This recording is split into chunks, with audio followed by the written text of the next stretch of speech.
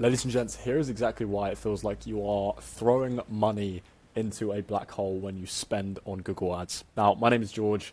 I run an agency called The Paid Search Company. We've spent over $15 million on Google Ads in the last 3 years, and I cannot tell you how many times I see this mistake. I've audited hundreds of e-com Shopify brands' Google Ads accounts, and they make one of these mistakes in probably 9 out of 10 cases, okay?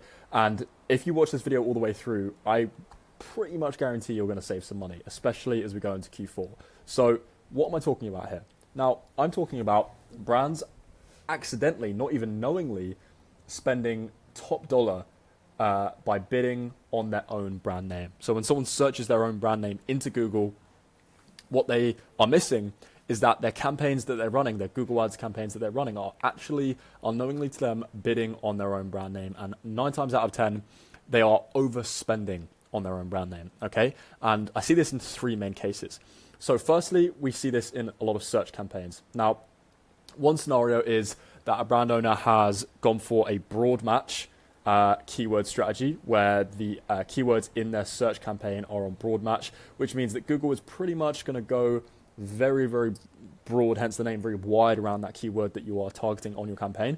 And a lot of times that can actually end up dragging in your own brand name, right? If you have a product and maybe your product is maybe slightly more unique, oftentimes what people do is they search up your brand name and the product after it. And so if they're doing that, say you're targeting that cold product keyword, but oftentimes your brand comes before or after that search term, your brand's going to start creeping in there, all right?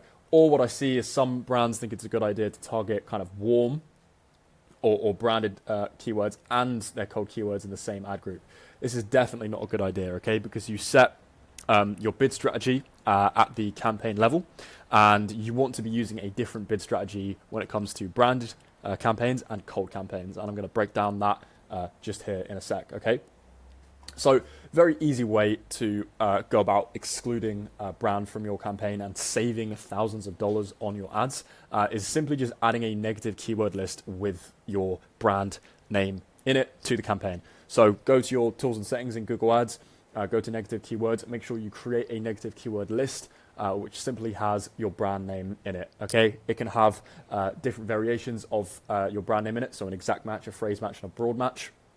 I would say only exact and phrase is necessary, but make sure you include, maybe the plural of your brand name or a misspelling of your brand name, as many variations as you can think of, right? Maybe there's an abbreviation of your brand.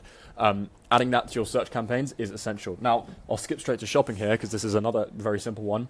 Now, what a lot of people do is in GMC, in your Google Merchant Center account, you're actually going to have your brand name in your product listing, in your title. And this is a good thing, right? Because if people recognize your brand, it's going to lead them to clicking on your shopping ad over a competitor's who maybe has a cheaper price, right? For example, Space Goods. They're going to see that in the shopping ad and they know that brand. Yeah, there's some cheaper alternatives, but I know Space Goods is good, so I'm going to click on that shopping ad, right? However, because the brand name is in the title, that means Google is going to serve that shopping ad when people search up the brand name, okay? Now, we don't want that because we only want that in a separate campaign, all right? Again, referring to bid strategies here. We want to use a different bid strategy for our cold campaign to our branded campaign, all right? So again, very simple. You just apply that same negative keyword list that you did for your search campaigns to your shopping campaigns. Simple, all right? Now, the tough one is PMAX, and this is where all the brand owners go wrong, okay? So many brand owners are just spending crazy money on PMAX, which, is a fine thing to do, but you have to do it with your brand excluded, okay? If you're not doing it with brand excluded, you are probably wasting thousands of dollars, right? Now, if you go to your insights in your PMAX campaign, you'll be able to see your search term insights, okay? And all the time we see brand is like the top one or the second one or the third one, okay? So go ahead and do this. Check this right now. And if your PMAX ROAS is looking great, well, maybe that's just because it's getting great results from your brand, which again, is not that hard to do. So what do you want to do? You want to create a negative keyword list. You can use the same negative keyword list that you just used for your search campaigns. And then you want to go to your Google rep, so you should be able to click help or whatever, contact your Google rep, email them, and ask them to apply this negative keyword list to the campaign. This is going to save you actually genuinely thousands because PMAX and all of these campaigns, right, when you run a smart conversion-based bid strategy, which again, PMAX, that's the only bid strategy that you can run, Google is going to overspend, okay? It's going to overspend on those clicks because it's optimizing for conversion and conversion value. It's going to go for more expensive clicks, right? That's just how it works in the auction.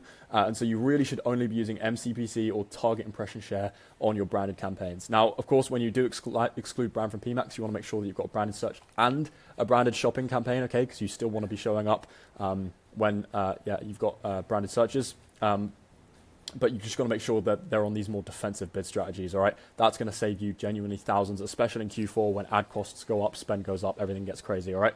So do yourself a favor, implement this in your account right now.